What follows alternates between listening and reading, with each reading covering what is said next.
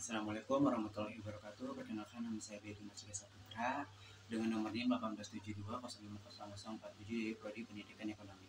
Di video kali ini saya akan membahas tentang mata kuliah evaluasi pembelajaran dengan dosen pengampu, yaitu Bapak Dr. Supriyadi STPM PD. Di video kali ini saya akan membahas tentang materi cara melakukan analisis secara sederhana. Analisis dilakukan untuk mengetahui berfungsi atau tidaknya sebuah soal.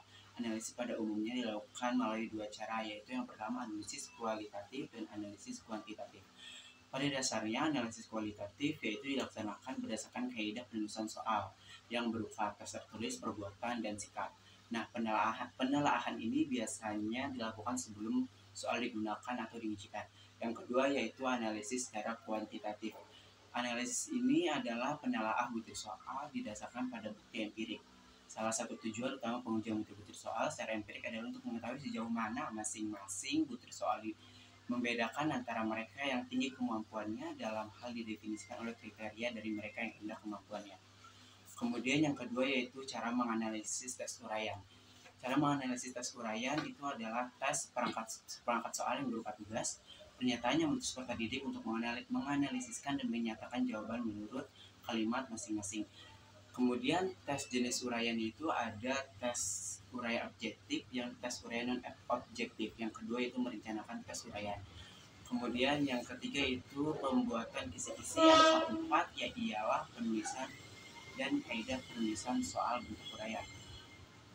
Kemudian yang kelima yaitu memeriksa atau memberi skor. Yang keenam adalah skorlah semua jawaban untuk satu soal untuk semua siswa sebelum mereka pindah ke sekolah lain.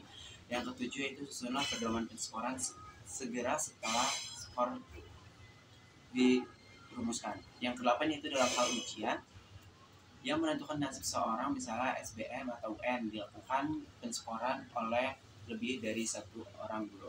Kemudian yang ketiga, materi yang ketiga itu cara memperbaiki butir soal. Yang pertama itu perhatikan tingkat kesukaran butir soal.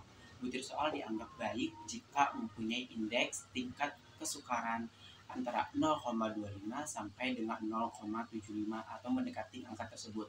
Kemudian yang kedua, perhatikan daya pembeda butir soal. Yang ketiga itu perhatikan stem atau pokok soal, sebab stem yang ambigus akan membingungkan peserta ujian untuk menentukan jawabannya. Kemudian yang keempat yaitu cara memperbaiki non-tes. Produser memperbaiki instrumen non-tes sama dengan produser memperbaiki tes. Penyempurnaan butir yang lemah dapat dilaksanakan dengan memperbaiki butir yang kurang baik atau mengganti butir yang lama dengan butir yang baru. Penggunaan soal kurang baik antara lain yaitu penggunaan bahasa kurang komunikatif.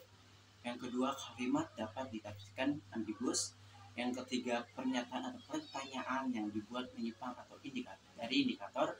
Dan yang keempat yaitu tidak mengukur tarif sifat yang diukur. Kemudian ada macam-macam instrumen evaluasi non-tes. Yang pertama itu observation, yang kedua wawancara atau interview, yang ketiga skala sikap, attitude scale, atau yang terakhir yaitu studi kasus. Cukup sekian penjelasan dari saya, kurang lebihnya maaf. Wassalamualaikum warahmatullahi wabarakatuh.